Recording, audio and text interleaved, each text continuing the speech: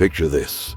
A woman stands at the highest tower of a fortress, whispering a final prayer before leaping to her death in the river below. Her husband returns hours later to find her broken body floating in crimson water. But this isn't just another medieval tragedy. This single moment of heartbreak would create the most terrifying ruler in history, Vlad Dracula, a man who turned an entire forest into a graveyard of 20,000 impaled corpses. She died for love. He lived for blood.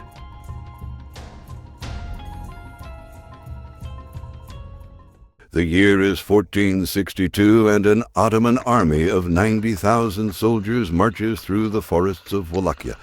Sultan Mehmed II, the man who conquered Constantinople itself, leads them. These are warriors who've seen the worst humanity can offer, but when they reach the outskirts of Târgoviște, every single soldier stops dead. The Sultan's chronicler would later write, "The Sultan's heart was filled with horror and anger. Stretched before them for miles, 20,000 human beings impaled on wooden stakes, bodies arranged in perfect geometric patterns, circles within circles, rows upon rows. Some had been dying for months. Birds nested in the corpses. The wind itself seemed to scream. The man who conquered the greatest city in the world, who had never retreated from any battle, turned his entire army around. He couldn't face the architect of this nightmare. But here's what they didn't know yet. This wasn't the work of a monster. This was revenge for a broken heart. His name was Vlad III of Wallachia. But before he became Dracula, before the blood and the stakes, he was just a boy who learned that love was a lie. Age 11, his father, Vlad III, a prince, sends him and his younger brother to the Ottoman Empire as political hostages. A diplomatic arrangement, they called it. A cage is still a cage, even when wrapped in silk. For 6 years, Vlad watches. He learns. The Ottomans teach him warfare, politics, and most importantly, the art of cruelty as statecraft. Then news arrives. His father has been murdered, not by enemies, but by Hungarian allies. Can you imagine? Betrayed by those who promised protection. But that's not the worst of it. His older brother Mircea, the one who was supposed to be king, is captured by boyars, the nobles of Wallachia. They torture him for days. Then they bury him alive. When Vlad finally returns home and finds Mircea's body, the eyes have been gouged out. According to the chronicles, something broke inside him that day. The boy who left at 11 returned at 17 as something else. But Vlad wasn't born evil. I need you to understand that. He was created by betrayal and loss, shaped by those who taught him that mercy was weakness. And then, for a brief moment, he found something that made him human again. Love. Her name is lost to most histories, dismissed as a footnote in the chronicles of monsters. But she was everything. Where he was forged in rage, she was gentle. Where he saw enemies, she saw people. He made her 2 promises. I will always protect you. I will always return. She believed him. That trust would kill her. Stay with me, because this is where everything changes. The year is 1462. Ottoman forces attack Poenari Castle, Vlad's fortress stronghold. He rides out with his army to face them. The battle is brutal, desperate. His wife waits in the castle, watching from the highest tower. Then the enemy does something brilliant and terrible. They spread false news throughout the castle. The prince has fallen. Your husband is dead. Can you imagine that moment? The woman you love, hearing the one person she trusted is gone forever. But here's what makes it worse. She was noble, proud, from a family who valued honor above life itself. And she knows exactly what happens to noble women when castles fall. The rape, the slavery, the shame. So she makes a choice. She climbs to the highest tower of the fortress. The river Argesh churns far below. a silver ribbon promising peace. According to legend, she whispers a prayer. Some sources say it was for his soul. Others say she prayed he'd understand. And then she jumps. Vlad returning on horseback hours later, victorious but exhausted. Vlad returns that evening, alive, victorious, ready to fulfill his promise. He finds her broken body floating in the river. The water runs red with the sunset, and with her blood. In that moment, whatever humanity remained inside him died with her. The chronicles say he didn't speak for 3 days. He just sat in their chamber, holding her dress, staring at a single candle burning on the windowsill. When his advisors finally entered, they found him changed. He told them, "This candle is for her soul and my guilt. The day it dies, I will no longer remember her." That candle never went out, even as his sanity did. He said something else that day, something that would define everything that followed. If love could kill, then mercy is the greatest sin.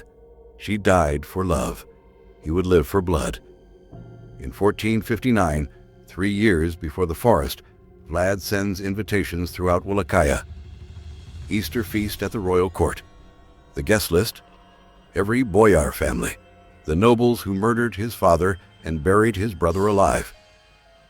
Between 200 and 500 nobles arrive with their families. Children run through the halls. There's music, wine, roasted meat. They think they've been forgiven. Vlad stands before them. He asks a simple question. How many princes have ruled Wallachia in your lifetime? The oldest boyar, proud of his age, answers, "Your Highness, I have seen 7 princes rise and fall in my years." Vlad smiles, but it doesn't reach his eyes. That's because of you. You who betray every prince when convenient. You who killed my father. You who tortured my brother. Guards storm in. The older boyars, those who actually participated, are dragged outside and impaled on the spot, still wearing their Easter finest. The younger nobles and their families. Vlad has different plans. He forces them to march 50 miles north, through mountains in their feast clothes, to rebuild Poenari Castle. Most die from exhaustion. Their bodies are literally built into the castle walls as mortar and fill. This was the castle where his wife died. Now it would be rebuilt with the blood of those who betrayed him. In his mind, this wasn't cruelty. This was purification. The same word he used about his wife's death. If you're still watching, hit that like button. Because what comes next makes this look merciful. He places a golden cup in the central square of Târgoviște. Ornate. Valuable. Anyone can drink from it, but it must remain there, unguarded, unlocked. For years, no one steals it. Not because they don't need the money. Because they've seen what happens to thieves. One man tries. Just one. They find his hand nailed to the town square with the cup beside it. Crime in Wallachia effectively vanishes. Fear itself becomes law. That same year, Vlad invites all the sick, the poor, the elderly, the beggars to a feast in Târgoviște. Hundreds come, maybe thousands. They can't believe their luck. The prince is feeding them.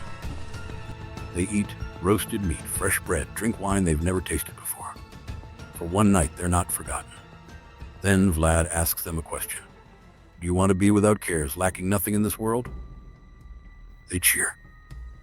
Yes, of course. Vlad nods. Then you shall be. Guards bar the doors from outside. They burn the hall to the ground with everyone inside. His logic, recorded by chroniclers. I ended poverty forever. Can you imagine that?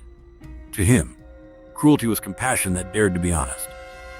But perhaps the most telling incident involves 2 Turkish ambassadors. They arrive to negotiate, but refuse to remove their turbans in his presence. A religious custom they cannot violate. Vlad smiles. Actually smiles. Praises their devotion to God.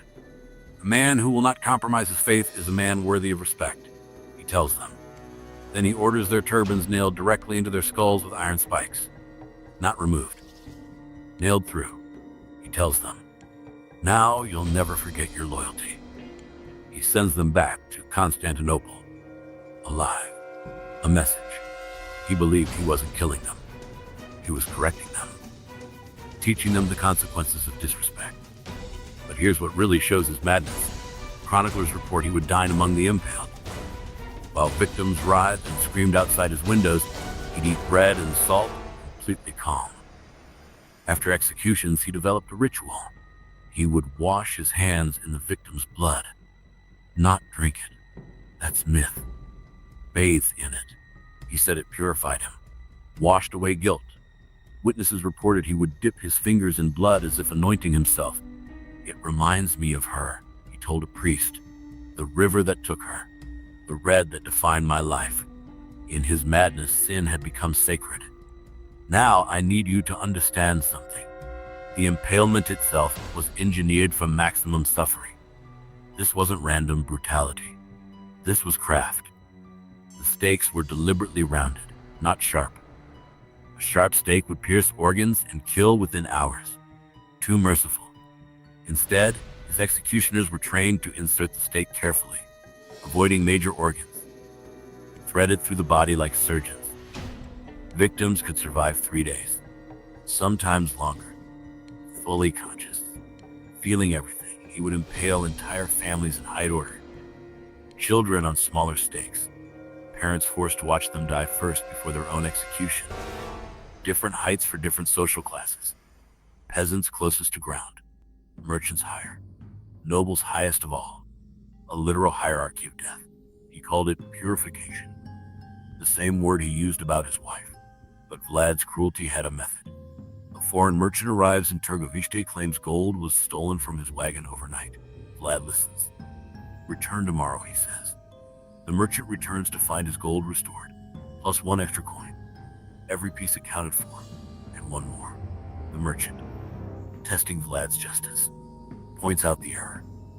"Your Highness, there's 1 extra coin here." Vlad nods. "If you hadn't been honest, you'd join the thief." He points to a fresh corpse on a stake in the square. Terror and justice in Vlad's mind were the same thing. Now we reach 1462. Sultan Mehmed II, conqueror of Constantinople, possibly the most powerful man in the world, invades Wallachia with 90,000 soldiers. Vlad has maybe 10,000 to 30,000 men. He cannot win a conventional battle. The math is impossible. So he does something insane. A night raid directly into the Ottoman camp with a single objective: assassinate the Sultan himself.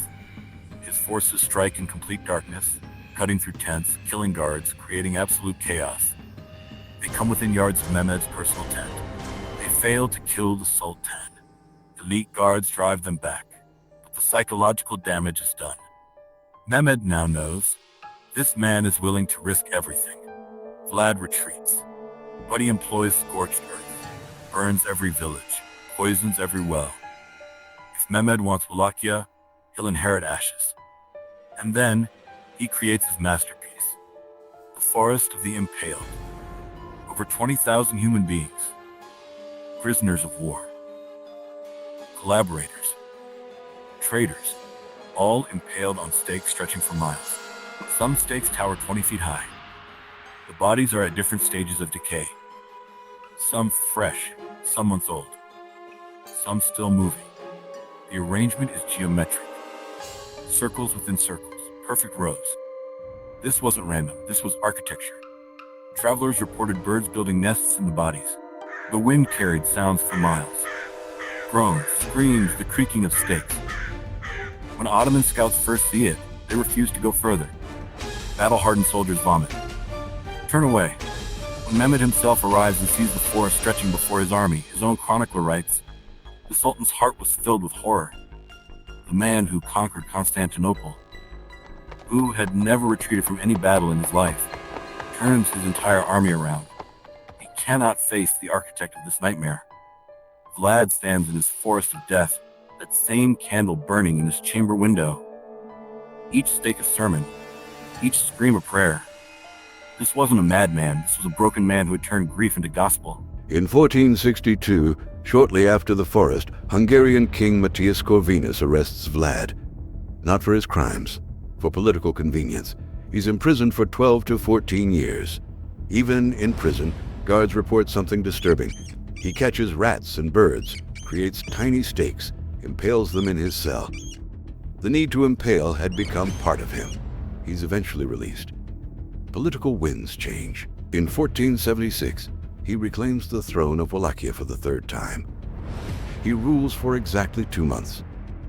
In December 1476, he dies in battle. Some sources say he was killed by Ottoman forces. Others suggest his own men assassinated him, too terrified of what he'd become. His head is cut off and sent to Constantinople, the ultimate trophy for the Sultan who once fled from his forest. His body is supposedly buried at Snagov Monastery, on a small island in a lake north of Bucharest. But here's the mystery. When his grave was excavated in the 1930s, they found it empty, or filled with animal bones. No one knows the truth. Even in death, Vlad refuses to rest. The numbers are staggering. Conservative estimates: 40,000 to 100,000 killed during his reign. Some historians claim up to 200,000. He killed up to 20% of his own country's population. His name, Vlad III of Wallachia, means son of the dragon. His father was in the Order of the Dragon, a Christian military order. But in Romanian, it also means son of the devil. His own people called him a punishment sent by God himself. Centuries later, in 1897, Irish author Bram Stoker would use the name for a vampire novel. The legend would consume the man. But the truth is simpler and more tragic than any vampire story. Vlad wasn't hungry for blood. He was starving for meaning. And in his grief, he found it in cruelty. Every drop of blood he spilled, in his broken mind, brought her closer to heaven. Every scream was a prayer for her soul. Every stake was a monument to the woman who died believing he was already dead. Can you imagine loving someone so deeply that when they're taken from you, the entire world becomes an enemy? That every act of violence is somehow an act of love. She died for love. He lived for blood. Maybe that's what makes this story so disturbing. Not that Vlad was a monster, but that he was human. That grief can transform love into something unrecognizable. That the line between justice and revenge is written in blood. We want our villains simple, born evil, easy to dismiss. But Vlad forces us to ask uncomfortable questions. How many of us, losing everything we love, would become something we'd never recognize? The candle he lit for his wife's soul reportedly burned until his death. Some legends say it burns still, somewhere in the ruins of Ponari Castle, testament to a love that curdled into madness. History remembers him as Dracula, the vampire, the myth, the monster. But maybe that's easier than confronting what he really was. A man who loved, lost, and let that loss define every moment that followed.